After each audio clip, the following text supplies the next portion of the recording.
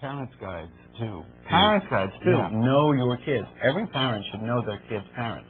And what and how, as say, atheist parents, they can help their child deal with, with things that go on in school. And there are so many things, and I, as a parent, have come upon that. We can do a whole show on atheist parenting. Right. In fact, maybe that's a pretty good idea. I'm going to write that down. Yeah.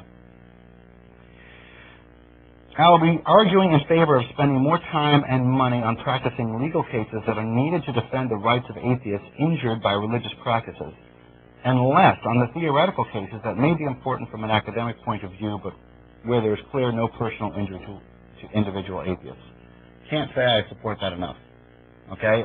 When it comes right down to it, we need to concentrate on lawsuits where it counts and not concentrate on lawsuits where, frankly, it doesn't count. Mm-hmm. And we also have to concentrate on lawsuits that we can win.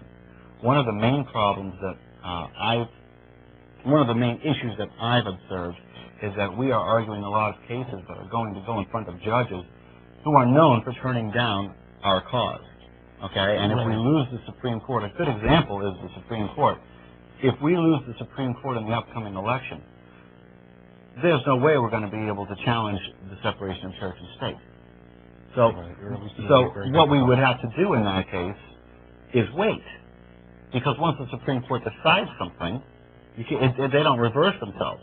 So in that case, we would have to actually wait until the Supreme Court shifts again to bring upon the lawsuits that we want to bring on. And I think just generally in elections, when people don't think about the Supreme Court when they're selecting a president, they kind of, it's not one of those things that people think about, and then the president comes in and no, they think about the president's wives. What's their hairstyle? What are they like? What did Mrs. Obama or Mrs. McCain misspeak this time? Or the what is that? What do they call that? Stooping? Whoa!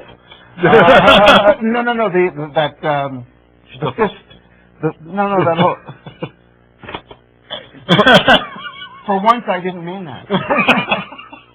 This may be the only moment I've ever done. Every time I didn't actually mean that. Yes, I made Dennis Orbis speechless. Ladies and gentlemen, you saw it here. But no, really, when it comes right down to it, the most important part of this election is the Supreme Court. But that's not my point. That's not where we want to get to. I'm sorry I digress, but But we have to make sure that we take lawsuits that are going to go in front of judges where we might win. Right. And I want to point out that in a similar vein, when you have court cases such as the Kitzmiller versus Dover, in which intelligent design, they tried to force intelligent design into science classes. Right. When you have situations like that where it absolutely comes down to real solid constitutional grounds, they win. So if you concentrate on stuff like that, where it's not an iffy situation, where you've got solid constitutional backing, because look, Kitzmiller versus Dover was decided by Judge Jones, who was a Republican Bush appointee. Right. So, concentrating on the stuff that's where we have absolute solid constitutional backup. And that's it. And then the problem is when we do the exact opposite of that, when we try and sue on a gray area and we lose, the gray area becomes black. Yes. Okay, and the line moves. Yes. Okay, so when we concentrate on an area that's already black and white, and we can win.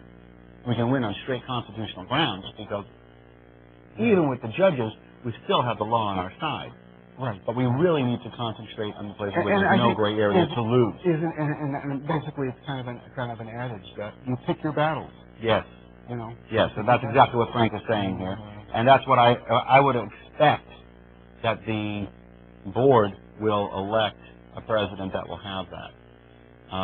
We should also mention that, by the way, Kathleen Johnson and I have both been elected to the board of directors. We're both very honored to do that. Congratulations. Thank you. And I'll talk about that a little bit more after I finish reading Frank. Tim, what's our time? A little past half. Okay, great.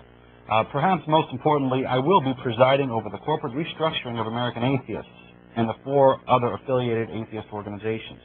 We will be merging the other corporations into American Atheists Inc., Not only will the reorganization result in greater efficiency and reduce expenses, but it will make the new American Atheists able to respond to the needs of its members more easily and reliably. Okay, let's talk about this. A lot of people don't understand that American Atheists is 5 different organizations. There's American Atheists, there's American Atheists GHQ, there's the SASALA, Society of Separationists, and United Secularists of America. They are all designed and added on as they were needed, but they don't really do anything differently. American Atheists is American Atheists. SASALA is the organization that runs the library. And some of the other groups are really just there to take in donations or because money was bequeathed and it was a tax advantage. So what we are doing is we are merging those organizations. Right now, all of the board members of all of those organizations have been added to the board members of American Atheists. We're all one big board now. The other organizations still exist. How that will pan out is still to be determined. But in the meantime, we are reorganizing, and making the entire organization a much leaner, more efficient system. And that is going to help things speed things up.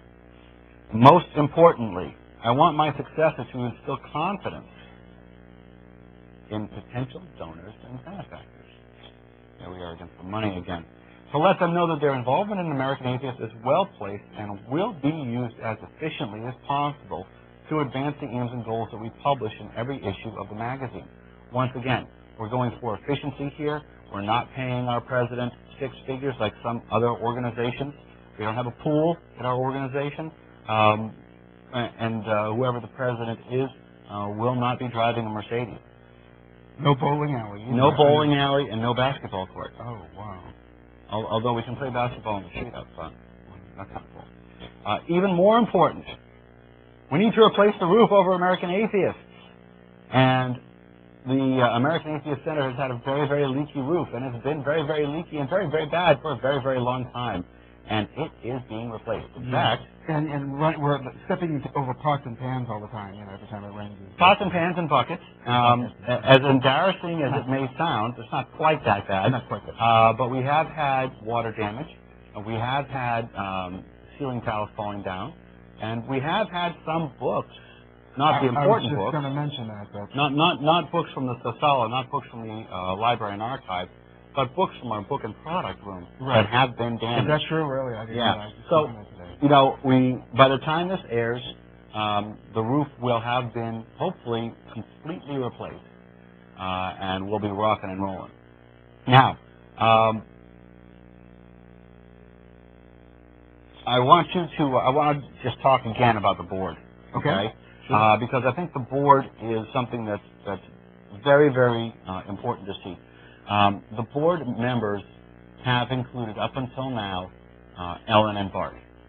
Ellen and Bart, of course, are romantically involved, have been romantically involved. There's been no secrecy around that. Anybody who has been to one of our conventions has known that. And of course, I wish them nothing but continued happiness. Yes. However, because of the recent events, both Ellen and Bart have been removed, are no longer on the board. Bart actually refused himself from the board. I don't want to say... It's available by going to the blog, too. Yes, everything here is on the blog, and more details are on the blog. But when it comes right down to it, Ellen and Bart are off the board.